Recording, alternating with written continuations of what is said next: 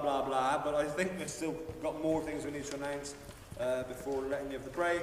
So, yes, very quickly, we at the Innovation 216, which is the last of our trilogy of modern things, which we'll do in the second half. That was quite good fun because it's got like more parts to it. Quite a lot. Who did it before? So quite a lot of people did it. Right. So that's enough. The Innovation 216 is the thing which is commissioned a year and a half ago now in 2016. It's celebrating Bristol's aviation industry. It's great. It's got themes for everything from the box kite to the flying flea and Concorde and all this. So it's quite short. It's only about 11 minutes long. It's written for like 100 massed brass, including like one really quite good brass band and some training bands, which is like the kids and stuff. And she wanted ideally like 300 singers, although it's in St George's. So, but there is us and Gerlash, so we should have over 200 of us anyway. It's not very hard. It's really good fun. And in fact, of all the things, in some ways, it's going to be the most fun because it's the opening of St George's itself. It's daytime. I think it's even morning, Sunday morning or something like that. And there's lots of things going on. So it's kind of, you can take your whole family down there and leg it out and do the gig and sort of catch them up for ice creams without getting in too much trouble. That would be the theory. And at that same concert, that's it. We're getting to do a sort of little mini version of the World War I suite, which I just snuck in there because it's like a 20-minute cameo. And so Gert Lash is doing a horribly terrifying recruiting song called "I'll Make a Man of You." Then we do Standing in Line, followed by Do You Want Us to Lose the War? Gert Lash sings The Rose of No Man's Land, a very romantic and slashy thing about the Red Cross nurse being the rose of no man's land. Then we do Time Clock at Night, and then Gert Lash finishes with Elgar's arrangement of We Will Remember Them from the Lawrence B. We will remember that. And so on. So it's like 6 tunes, and it's kind of like a mini version of the whole World War I suite. So I'm rather childishly excited about it, as I've been working on that for like a year and a half now. The first little thing. Oh, and we even get to do. The brass bands are playing the opening to Zarathustra. You know the da da da da dum dum dum, and we've just basically written like 4 massive power chords for the choir to go. So it's worth going just for that alone, basically. Sorry, how are they going to go? That would be me anyway. Okay. Listen, just for you. Yeah, listen for it on the recording. I think that's still on there, and although I think, and they promised that they'd let us do goggles this time with moustaches. Yeah,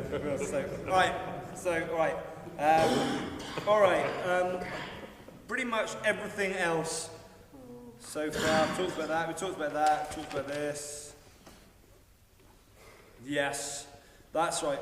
Like I say, whether we even go to the Coma Festival just to sing Wishing Tree in the new world order that I've just discovered over the last 48 hours or not, don't know. We might just fully pull out because I would have thought most of us think it's a lot of commitment for sort of 1 week's time and all this. So, and Wishing Tree, we can always premiere that somewhere else. It's like not an issue. So I'll keep you in touch with that. Oh, only other things is, oh yes, anyone who got official copy of the Wishing Tree thing and still owes us £2.50, give it to the missus. If you didn't buy one yet, then we're going to let you off, because basically we left them all in Clifton Downs Shopping Centre anyway when we were doing the carol singing, along with loads of other quite expensive new music. So for anyone who didn't get an official copy, things we do for charity, seriously. Anyone who didn't get a copy, I'm photocopying, I'm not buying them again. Like, the composer's had his money, we've done our duty by being honest Boy Scouts and buying the music, so anyone else, you don't have to pay for it, but we'll just photocopy you one, because I think morally we've kind of done our duty by the composer, so there we are. But you don't have to pay for the photocopy, whatever, it's fine. Sorry for those of you who were stupid enough to pay early, as we were. No, you're good.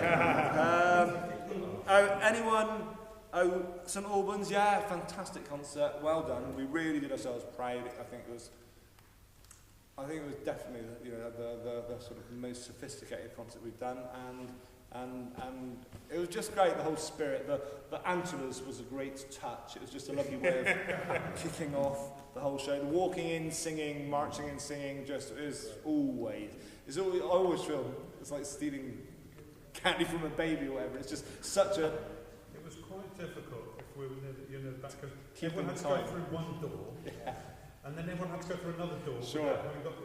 I know, and we'd were worked half out... a bar behind by the time we got in. That there were, on the recording, you can hear some mild discrepancies, but the thing is, from the audience, the whole stereophonic effect of having it all walk past is so good that you don't necessarily hear that, because all you can hear is the people walking past you, and the overall of it is great. But that's always a problem, and plus we knew we had to walk quite fast. But just, if we do it again, can we have both doors open? Yes. That would have been a good plan. Good. It was heaving. And the footage looks great. It's so nice. Whenever we do something at Colston Hall, even if we sold like 1,200 tickets, the camera pans round to the audience and it just looks like an epic fail. You just see like just zillions of empty seats and like one old, bless their hearts. And so it looks great. It looks great and it sounds great. The whole thing. And Paradise on Earth, yes, I think was a new high in terms of choral sophistication. And Stand By Your Man just got fantastic reception and all the rest. All right, just about done. Oh yeah, Redland Branch remains under serious threat of closure, etc., etc. Do what you can, and likewise, if anyone's just free to come on Tuesday lunchtimes as well, it's not just that it's completely uneconomically viable, or has been for 2 years now, but it's also, we typically only have one second tenor and no first tenors, so you can imagine kind of singing half the time more or less in unison. So whatever, whatever, do what you can. I think that's everything on my list. Any questions or other business? Great, take 5 and we'll get back to it.